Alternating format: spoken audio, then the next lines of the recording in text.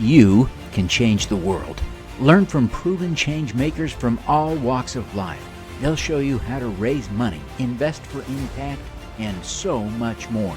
You can start small. Start today and never quit. You can change the world by strengthening your superpowers. Now, welcome to the Superpowers for Good show. I'm your host, Devin Thorpe.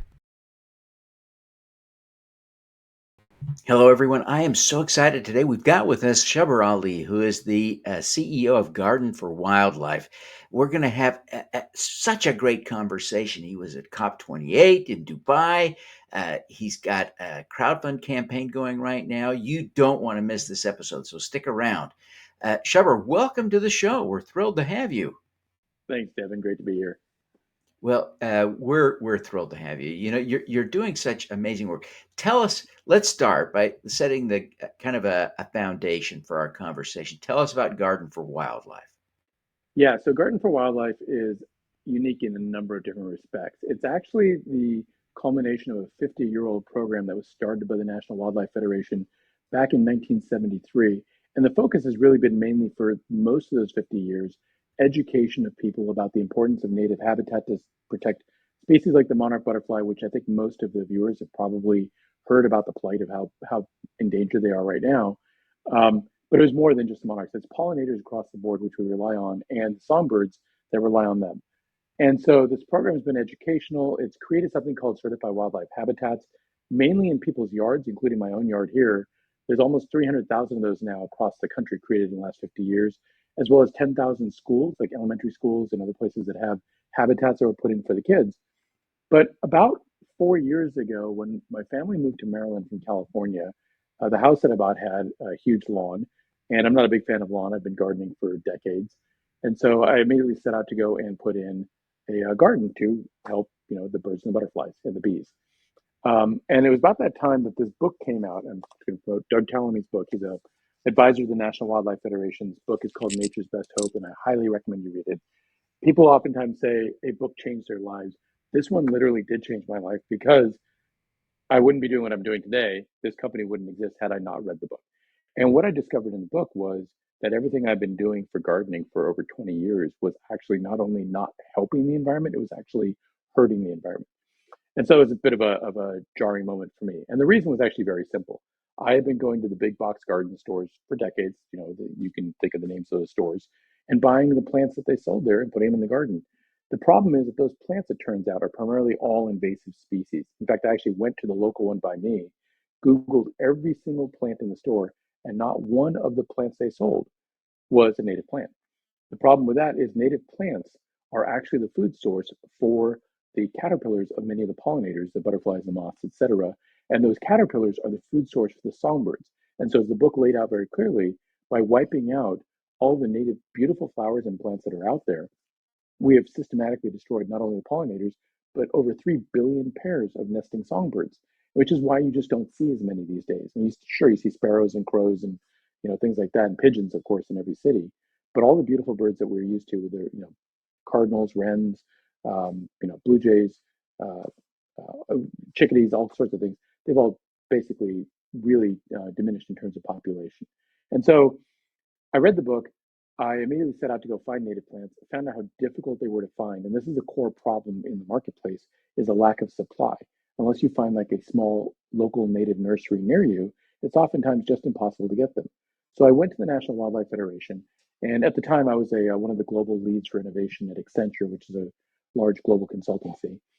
And I said, I want to do a pro bono project for you, for the National Wildlife Federation. I've been a donor for years, so I was able to get access to them. And said, we need to solve the problem of supply, and we need to make it easy for people to get these plants so they can put them in their yards and help restore habitat 1 yard at a time. And we did a series of workshops, and the result of that was the business plan for this company called Garden for Wildlife, which was going to take all the work they'd done over the previous 47 years and encapsulate it in a business that would source and then ship directly to the doorstep native plants from people's yards. And it was backed by the science and the almost 100-year history of the National Wildlife Federation. And of course, they have millions of members as well. So you had a bit of a ready-made market. Well, we launched the business as part of the National Wildlife Federation department inside. And a year later, I went back to them and said, so this is 2022, was their first full year of sales. I was the very first customer. In fact, those plants are thriving in my yard, although it's winter, so right now they're dormant. But the great thing is they're perennial, so they come back year after year. Uh, Long story short, I went to them again last year and said, this is a fantastic business opportunity, but it's not going to thrive inside of a not for profit because you're not designed to run a business. And they agreed, and they said, we'll spin it out as a for profit company that they are the majority shareholder of. And then we could bring in outside investors, but on the condition that I would come in and be the CEO. And so I jumped at the chance. I mean, this is like the combination of doing good and doing what I love doing, building companies and having done a few startups in the past, as well as all the big corporate work I've done. I jumped at it. So about 14 months ago, I started as CEO of this business.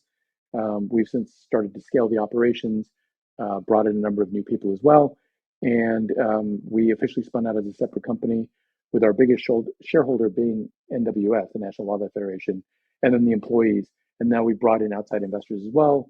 We closed a safe round, which is kind of like an angel round. It was oversubscribed. The National Wildlife Federation was actually our biggest investor. And then on the back of that, we launched a crowdfunding, which I'm sure we'll talk about in a moment. Well, this is kind of, I mean, this is very cool stuff. And so let's talk about that crowdfunding campaign that you've got going. Sure. You've already raised a fair bit of money there, but you plan to keep the offering open until April. Is that right? Correct. Just after Earth Day, actually. So really to get tie it in with the spring planting market. There's a number of strategic reasons for doing that, but it's actually, I mean, gardening, a lot of people garden in the spring. And so it's a good time to kind of bring it together with them.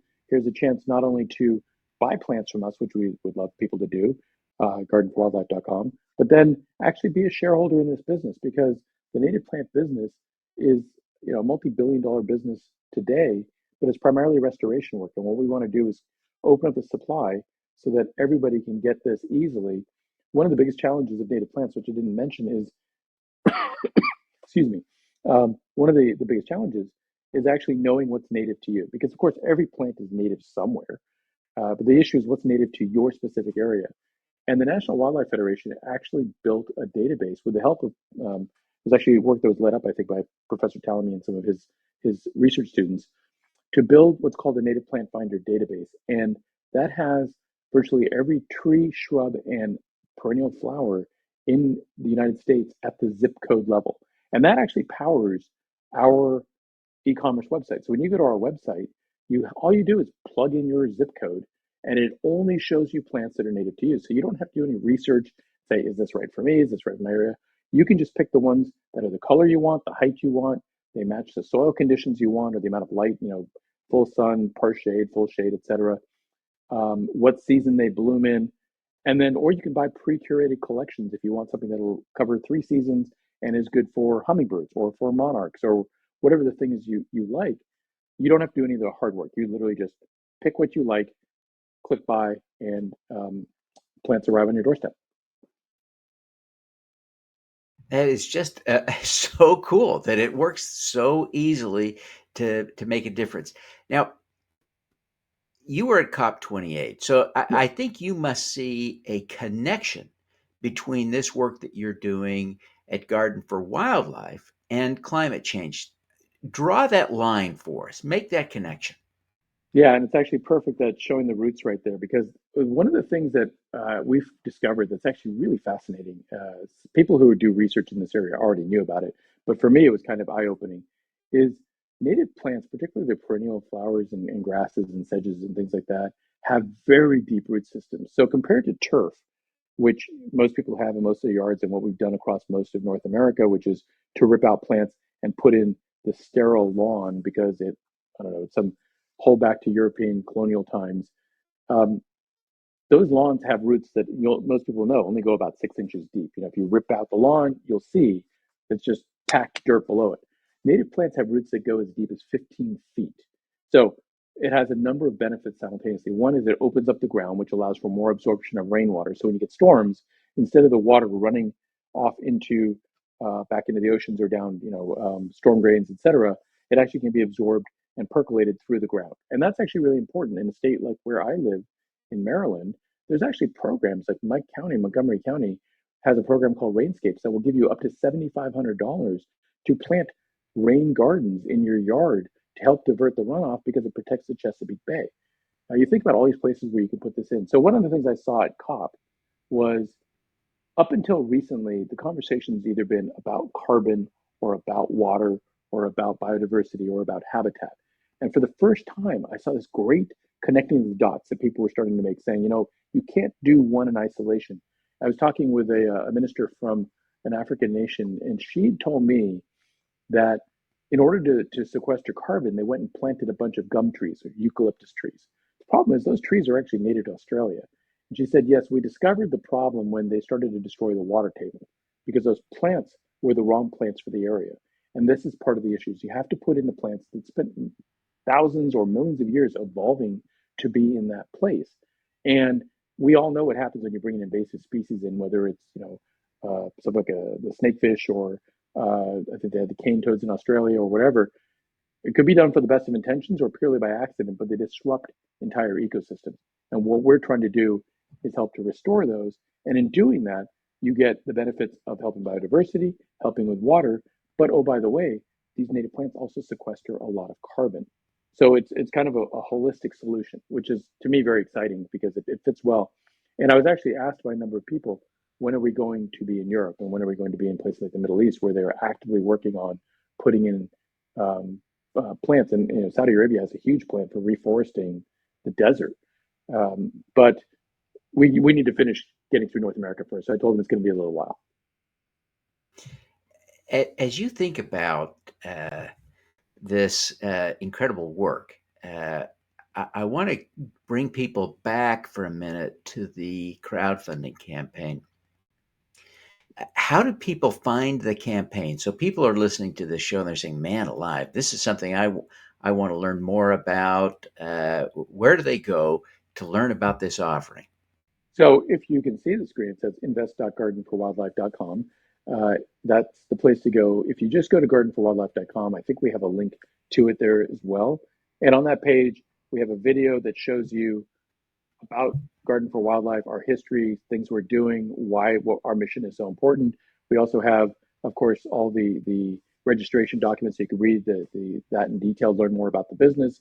And then we have different tiered offerings that people can invest in order to become a shareholder, and you're buying actual shares. So I've actually had to stress this with a number of people who've written in during the kickoff of this campaign who said, oh, we're really interested. Is this a donation? And I'm like, no, it's not a donation. We're not the not-for-profit. We're owned by, the majority of our shares are owned by the not-for-profit. We are a for-profit company, and this crowdfunding campaign is to provide additional working capital so we can scale faster. So we've already started building things like greenhouses, and this allows us to build more quickly so we can increase capacity, because once we have enough scale, then we can get into places like physical retail, where I believe a huge part of our market opportunity is. There's 150 million or so gardeners out there, many of whom don't know about native plants, who are people like me 4 years ago. And I want to have our plants. I envision a future where you walk into your favorite big box retailer, you can think of the names, the Lowe's, Home Depots, Ace, Walmart even, Tractor Supply, and there will be a section that is native plants by Garden for Wildlife, which, oh, by the way, from the National Wildlife Federation, we have partners like the Cornell Lab of Ornithology and a bunch of others. That brings a huge credibility to the science of the plants that you are picking, and the plants you see will be native to where you are. That's amazing, absolutely amazing. As you, we're going to come back. I want to keep going, but we're going to come back. We're going to take a quick break, folks. I'm honored to have with us today Shubber Ali, who is the CEO of Garden for Wildlife. We'll be talking to him when we come back about his superpower. So stick around. You don't want to miss this. Want to learn from the world's great change makers? Find your superpower. Subscribe to the Superpowers for Good newsletter at superpowersforgood.com. Make your strengths into superpowers that will change the world. Join the super crowd today. Superpowers4good.com. Join us for Supercrowd 24 for 2 full days of wealth and impact creating content at this virtual conference on April 17th and 18th. We'll have 100 speakers and live pitch sessions.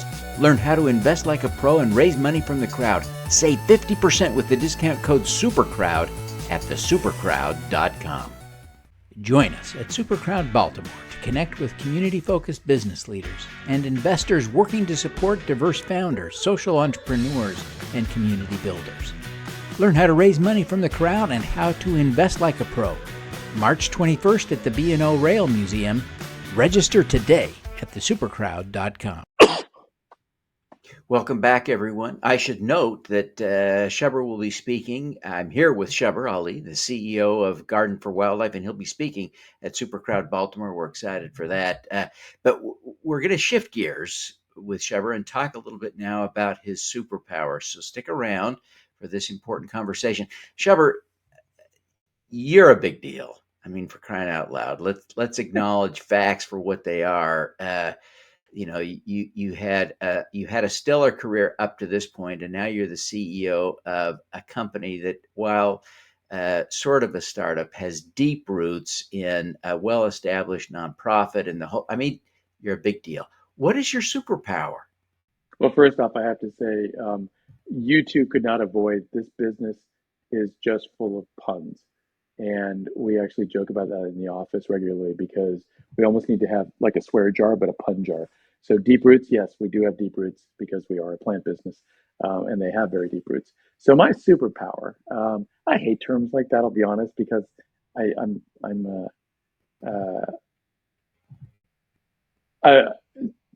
so what I think I'm particularly good at over time that I figured out is identifying the right problem to solve. And it's actually something I spent a lot of time with my clients when I was at Accenture, when I was at Salesforce as their VP of innovation, working on my own startups.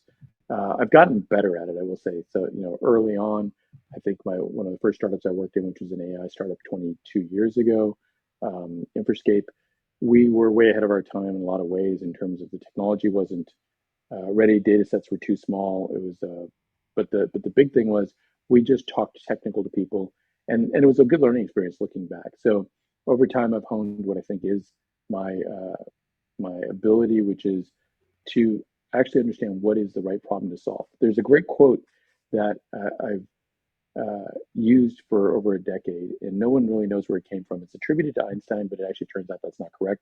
And one of my colleagues pointed that out to me, a German colleague.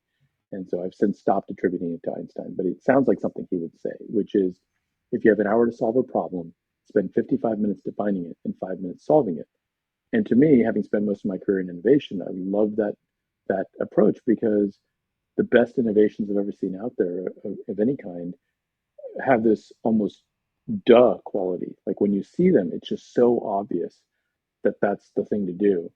But nobody had done it or even seen it until somebody did it. And it's because we have these blinders of these orthodoxies that limit the way we think. They're just how we get conditioned over time. In whatever environment you're in, we as humans, we build heuristics, we build patterns.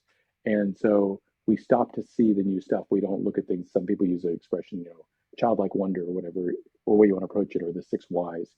But when you can keep digging and really understand the right problem to solve, the solution is actually pretty obvious. And that's the thing that I think I'm pretty good at. I was actually in a conversation this morning with a friend here in the DC area, and we spent an hour and a half talking about a range of things in the tech world. And that very point came up multiple times: is understanding what is really the right problem to solve. That is such a great superpower. I mean, that is really powerful. Let me ask you to think of a specific example of a time when you deployed this, right? When you identified the right problem and solved it, and it mattered. Can you think of an example? Yeah. So I'll give you one full example and 2 partial ones. Garden for Wildlife is a result of understanding the right problem to solve, which is it wasn't enough to educate people about native plants because frankly they've been doing it for almost 50 years, and yet it's only getting worse. It's supply. It was lack of supply, and then awareness to the people who needed to know about it. I was that customer. I gladly shopped at places and bought all the wrong stuff because I didn't know what the right stuff was, and then it wasn't available once I did figure it out. So that's an example of saying, okay, what do we really have to solve for? It's kind of an arc of awareness, education, access.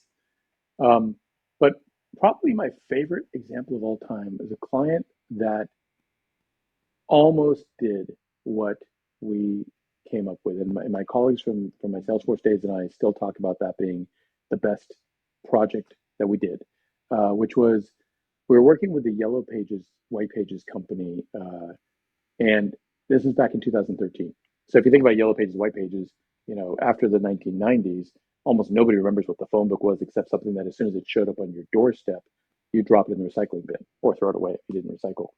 But they still dutifully were publishing this thing year after year, and small businesses were dutifully buying ads in them. Maybe less, and it was getting a little bit thinner, but it was still a business. And at that time, the business was a $4 billion valuation business.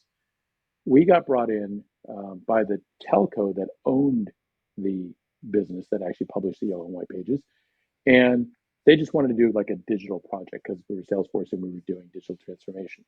And our approach, which was this approach of identifying the right problem to solve, really spent a lot of time digging into what's it like to be the customer. The customer is either the small business or the person who lives in that neighborhood. Because if you think about it, why was the phone book invented? It was invented to solve a problem. The problem was actually, how do I connect with consumers in my own neighborhood? And so for almost 100 years, the answer was publish a book.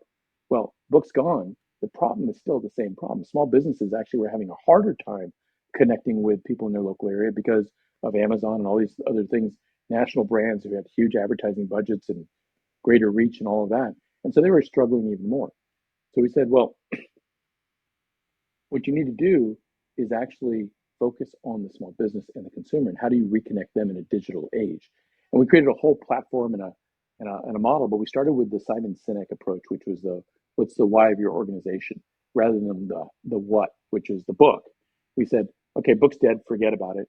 The real problem you're trying to solve is how do I connect these organizations and how do I let small businesses compete in a world that is now digital when, for instance, simple example, you can't have a loyalty program as a plumber or as a bakery or many other places. First off, loyalty programs are badly named because very few people are actually loyal. It's just a point system. But two, how often am I going to use that plumber? How often am I going to use that electrician? So individually, they couldn't compete with big point systems that like Safeway might have or some other big national brand. But what if you could create a point system that worked for every small business in the same neighborhood? So I could buy from the plumber, get services, and earn points that I could use at the florist, or I could then use at fill in the blank other small business, the shoe cobbler or whatever. And they loved it. When we presented that solution to the CEO and his team, he said, we have to do this. And then this is where I discovered how big corporate politics interferes with corporate innovation. The CIO of the telco, their response was, there's no way in heck we're using Salesforce. Now, again, this was 2013. It was still early in the days of Salesforce being an enterprise tool, not anything like they are now. Now there's 70,000 people. Back then there were 7,000. So they hadn't quite made it into the big corporate world. And that killed the project. 2 years later, that company was sold for $500 million, right? So their value dropped, 87%. I still believe that was a solution. I still believe the solution's needed, but the problem to solve, I feel like that was one of the best examples we ever nailed. That's a great example. Great example. And I really appreciate you sharing that. Well, listen, as we wrap up, Shubber, I wonder if you would take just a minute and tell people how they can, again, reiterate how to invest, but also tell people how they can, use Garden for Wildlife to get plants, how they can connect with you. People want to connect with you. They want to follow you and on social media. They want to, connect. So give them the best ways to connect with you as well as how to get Absolutely. plants and how to invest. Thank you, Devin. So first off, invest.gardenforwildlife.com has all the information about the offering, and you can literally just use your credit card or I think your ACH as well, and buy for as little as $250. You can become a shareholder. If you invest at 10,000 or more, I don't know why my staff put this on there, but you can have dinner with me. So I will take you out to dinner. The second thing I would actually say is go get this book. Go get this book and read it, and you'll understand why we exist and why you should be part of our journey. Nature's Best Hope by Doug Tallamy. And then lastly, I'd say I'm really excited. We are about to launch. I think by the time your viewers are watching or listening to this, we will have just launched a new portal. So if you have kids who are, say, in elementary school, we're launching a platform to allow PTAs, and then it'll extend to other groups like, scouts and other things. But we're starting with PTAs to fundraise by selling native plants. So you can actually do a plant fundraiser, and it can provide a garden for your school if you want, or just funds or both to your PTA, while helping us get more customers on board and get more native plants out there. Because at the end of the day, our mission is to increase habitat, sequester more carbon, and bring back the biodiversity. That's it. Fantastic. Well, Shubber, thank you so much for being with us. We wish you every success. Thank you, Devin. It was a pleasure being here. All righty, let's do some good.